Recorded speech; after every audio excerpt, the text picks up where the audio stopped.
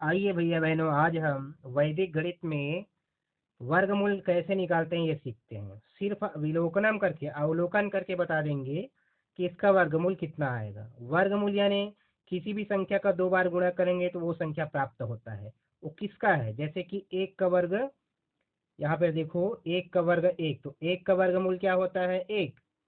आइए कुछ इसका वर्ग निकाल के देख लेते हैं। ये वर्ग निकालते समय, वर्गमूल निकालते समय काम आएगा। दो का वर्ग चार, अर्थात चार का वर्गमूल दो होता है। तीन का वर्ग नौ, तीन गुना तीन यानी नौ।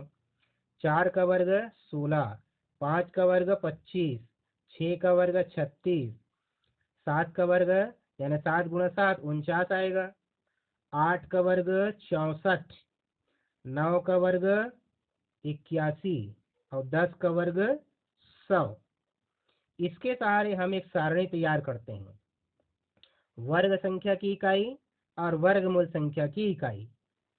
अब देखते हैं यहाँ पे सारणी में एक, ये सब जो है वर्ग संख्या है और ये वाला वर्गमूल संख्या। अब वर्ग संख्या की इकाई में एक, एक और कहीं पर है क्या? ए यहाँ पर है। तो अगर वर्ग संख्या की इकाई में एक हो, 81 में एक है और एक में एक, तो जो वर्गमूल आएगा उसके इकाई में क्या हो सकता है? या तो 9 हो सकता है या एक हो सकता है। तो एक या 9, ऐसे सारणी तैयार होता है। अब एक के बाद आगे देखें, वर्ग संख्या की इकाई में चार और कहीं पर चार है क्या? चार में है और 64 में है। तो यहाँ भी चार, यहाँ भी चार। तो वर्ग संख्या की इकाई में चार हो तो उसका वर्गमूल संख्या की इकाई में या तो दो हो सकता है या आठ हो सकता है। तो चार का क्या होगा? दो या आठ। उसी प्रकार से नौ, नौ का, ये यहाँ पे दो स्थान पे नौ है, तो नौ का क्या होगा? या तो तीन होगा या सात होगा। ये सात और ये तीन। नौ के बाद आगे देखते हैं, ये छः। अगर छः हो इकाई में तो क्या हो सकता है? ये लिखा हुआ है ना, 36 और 16, तो चार या छः हो सकता है। अगर यहाँ छः तो ये चार या छः। और आगे देखिए 25, इकाई में अगर पाँच है तो वर्गमूल संख्या की इकाई में पाँच ही होगा। अगर पाँच है तो पाँच का पाँच। और ये शून्य है 10, तो शून्य का शून्य। ध्यान रखेंगे, अगर किसी संख्या के इकाई में सिर्फ सिंगल जीरो है तो वह पूर्ण संख्या नहीं होती। अब ये टिप लिखा हुआ है, इसको ध्यान से देखिएगा। यदि किसी संख्या के इकाई में दो, तीन, सात या आठ हो तो वह पूर्ण वर्ग संख्या नहीं होती। ध्यान रखिएगा। आइए एक सवाल देखें, विलोकनम से हल करके देखते हैं। पहला प्रश्न कहा गया, मान लो, चलिए ये 33 64, इसका वर्गमूल निकालना है वर्गमूल विलोकनम विधि से। तो क्या करेंगे हम? वर्गमूल में दो दो का जोड़ी बनाते हैं। तो ये जो 33 64 लिखा हुआ है, इकाई की ओर से दो दो का जोड़ी बनाएंगे। तो इधर से जोड़ी बनाएंगे तो पहला जोड़ी 64 होगा और दूसरा जोड़ी 33। अब क्या करना, अब जो दूसरा वाला जोड़ी बना हुआ है 64, इसका इकाई देखो क्या है? चार। और ये वर्ग संख्या है। अगर वर्ग संख्या की इकाई में चार हो तो वर्गमूल जो आएगा उसके इकाई में क्या हो सकता है? दो या आठ। अगर यहाँ चार है तो इधर वाले में देखना, चार, तो चार की सिद्ध में क्या है? दो या आठ। तो यहाँ पर हम लिखेंगे दो या आठ। ये इकाई मिल गया हमें। अब दहाई कैसे ढूंढना है? दहाई के लिए, दहाई में 33 लिखा हुआ है तो 33 का निकटतम वर्गमूल संख्या देखना है। 33 का क्या देखना है? निकटतम वर्गमूल संख्या देखना है। तो 33, आइए जो वर्ग निकाले उसमें देखते हैं, है ना। तो ये है आपका दो का वर्ग चार होता है, तीन का नौ, चार का वर्ग 16, पाँच का वर्ग 25, छः का वर्ग 36। 36 जो है ज़्यादा हो गया 33 से, तो वापस चलते हैं, 25 यानी पाँच का है। तो 33 का निकटतम वर्गमूल संख्या क्या है? पाँच। उसको यहाँ लिखेंगे। अब हमारा आंसर या 52 होगा या 58। तो अब इसके बाद क्या करेंगे, यहाँ 2 लिख दिया ना, 2 या 8, तो 33 का निकटतम वर्गमूल संख्या 5 हुआ, 5 दोनों जगह लिखे तो ये 52 बना, और ये 58। अब या तो 52 सही है या 58 सही है, कैसे चेक करें? तो अब 52 और 58 के बीच ऐसी संख्या का वर्ग निकाल के देखना है जिसके इकाई में 5 हो। तो 53 में इकाई में 3 होता है, 54 में 4 होता है, 55 में होता है 5 इकाई में। तो हम 55 का वर्ग निकाल के देखते हैं। तो 55 का वर्ग एकाधिकन पूर्वेण से क्या होगा, 5 पंचे 25, और इसका होगा 5 छक्के 30, 30 25 आया। तो अब ऐसे चिन्ह लगा लेते हैं, ठीक है। यहाँ 52 लिख लो, यहाँ लिख लो 58, 52 से बड़ी संख्या 55, 55 से बड़ी संख्या 58। अब ये 30 25 लिखा हुआ है। अब यहाँ क्या लिखा है, 33 64। तो ऐसे चिन्ह लगा लो, 33 64 यहाँ लिखेंगे तब ये सही होगा क्रम, कि यहाँ लिखेंगे तब सही होगा? इससे ज़्यादा है ना 33 64, तो यहाँ लिखेंगे। अर्थात 33 64 किसका वर्ग है, 58 का वर्ग है। इसलिए ये 33 64 बराबर हो जाएगा 58। अगर ये इधर आता तो ये किसका वर्ग होता, 52 का। आइए एक इस प्रकार का सवाल देखें, जैसे इसमें देख लीजिए। मान लो एक प्रश्न है 86 और 49, इसका हमें वर्गमूल निकालना है। तो यहाँ इकाई की ओर से जोड़ी बनाते हैं, वर्गमूल है तो 2 2 का जोड़ी है ना। तो ये आपका 49 का बनेगा, और उसके बाद 86 का बनेगा। अब 49 में देखना इकाई में क्या है, 9। तो वर्ग संख्या की इकाई में 9 हो तो वर्गमूल संख्या की इकाई में क्या होता है? तो यहाँ देखिए, वर्ग संख्या की इकाई में 9, तो वर्गमूल आएगा उसकी इकाई में क्या हो सकता है, 3 या 7। तो उसमें लिखेंगे हम 3 या 7, 3 या 7। अब हमें इकाई मिल गया। अब दहाई कहाँ से ढूंढेंगे, 86 का निकटतम वर्गमूल संख्या, 86 का। तो फिर यहाँ देखो 86 यानी कि वो 81 करीब है, 9 का वर्ग 81, 10 का करेंगे 100 हो जाएगा, तो क्या आएगा, 9 आएगा, 9। तो अब हमारा जो आंसर है वो 93 है या 97? तो 93 और 97 के बीच ऐसी संख्या ढूंढते हैं जिसके इकाई में 5 हो, तो वो 95 है। चलिए 95 का वर्ग निकालते हैं एकाधिकन पूर्वेण से। तो 5 पंचे 25, और 9 का एक अधिक करोगे तो 9 दहम 90 25। अब ये चिन्ह लगा लो ऐसे चेक करने के लिए, 93 95 उसके बाद 97। अब ये जो लिखा हुआ है 86 49, यहाँ फिट बैठता है कि यहाँ फिट बैठता है, यहाँ आएगा 86 49, 90 25 से कम है।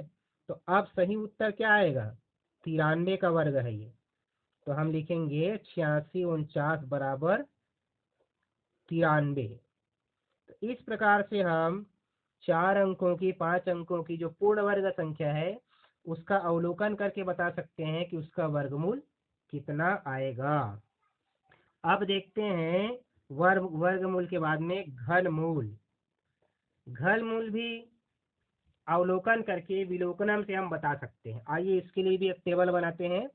पहले 10 तक का हम घन निकालते हैं। चलिए, 1 का त्रिघात 1, 2 का त्रिघात 8, 3 का त्रिघात 3 तिया 9 तिया 27, 4 का त्रिघात 4 चौक 16 चौक 64, 5 का त्रिघात 5 पंचे 25 पंचे 125, 6 का त्रिघात 6 छक्के 36, 36 छक्के 216, ये याद होना चाहिए बढ़िया से। 7 का त्रिघात 7 सत्ते 49 सत्ते 343, 8 का त्रिघात 8 अट्ठे 64, 64 अट्ठे होता है 512, 9 का त्रिघात 9 निय 81 निय 729, और 10 का त्रिघात होता है 10 दहम 100 दहम 1000। ठीक है। अब इसके आधार पर इस टेबल को पूर्ण करते हैं। घन संख्या की इकाई 1 हो तो क्या होता है, घनमूल संख्या की इकाई 1। तो 1 हो तो घनमूल संख्या की इकाई 1। फिर आगे बढ़ते हैं। अब घन संख्या की इकाई 2 हो तो उसका क्या होता है 8। इसको देखते जाओ और उसके आधार पर उत्तर देते जाओ। 3 हो तो उसका 7। यहाँ पर ध्यान देना, इसको ध्यान से देखो। ये परम मित्र है, 2 का परम मित्र 8 और 3 का परम मित्र 7। हम देखे थे ना, जो पूर्ण वर्ग संख्या नहीं होती थी उसकी इकाई में ये चारों अंक होता था, 2 3 7 8। तो ये परम मित्र अंक है। 2 है तो उसका 8, 3 है तो 7, बाकी का सेम। 4 है तो 4, 5 है तो 5, 6 है तो 6, और 7 है तो 7 का परम मित्र 3, और 8 का परम मित्र 2, और 9 का 9, और 0 का 0। इस टेबल को ध्यान से आप समझना, इसके आधार पर ही आपका जो सवाल है घनमूल विलोकनम वो बनेगा। अब आइए प्रश्न देखते हैं। जैसे एक प्रश्न है, यहाँ घात 3 है ना, तब घनमूल होगा 2 9 7 9 1। इसका घनमूल निकालना है।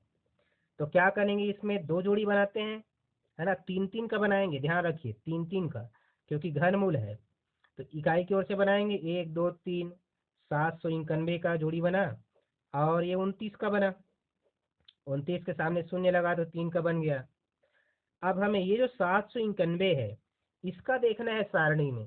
तो सारणी में देखो 1 का क्या है, घन संख्या की इकाई 1 है, तो घनमूल संख्या की इकाई 1। तो इसका इकाई अब मिल गया हमें। क्या आएगा इसका इकाई 1 आएगा।